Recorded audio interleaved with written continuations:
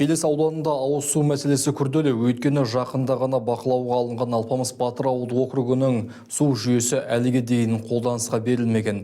Одан басқа аумақтарда да су тазарту қондырғыларының жайы да мәз емес. Сол себепті бүгін аудан әкімі Жәнібек Ағыбаев сала жетекшілерімен және округ әкімдерімен бірлескен жиын өткізді. Онда осы және өзге де проблемалардың шешім жолдары қаралды.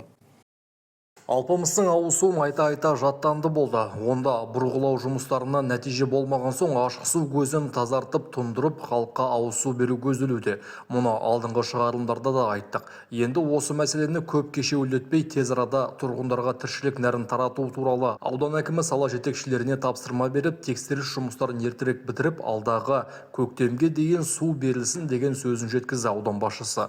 ЖКХ-дан ұйымдастырыңдар, қанша адам керек, қай жерге, нақтысын белгілеңдер. Барып, басында жай күніге барып келіп отыратын адам емес. Түгелдеп отырып. Жұмысқа келе жатқан кезінде, пожалуйста, сағат 9-да осы жерге келмей қой. Жолда алдымен Ақжолға, Қауыншыға кірді. Қанша адам жұмыс істеп жатыр, күн сайын. Қанша адам келіп жатыр. Күнделікті. Онда неге алайық? Подкарандарсын. Ручное управлениеге аламыз. Күнделікті кіресіндерді ежедневный доклад баяндама жасап отырасыңдар. Бүгін біреуін қосты, екеуін қосты, алтауын қосты деп отыр. Басқаша жұмыс жүрмейтін түрі бар. Сіздер әзір қағаз жаздық, акт жаздық, анаған жаздық деген нәрсе болмайды. Осыған ұқсас мәселе Ақтөбе ауылдық округінде де бар болып шықты. Онда ауылға су берілген, десе де жер асты суының тым құмды болуынан фильтрлері шыдас бермейді. Сондықтан басқалай шешімді қарап көруіміз қажет деді қатысушылар.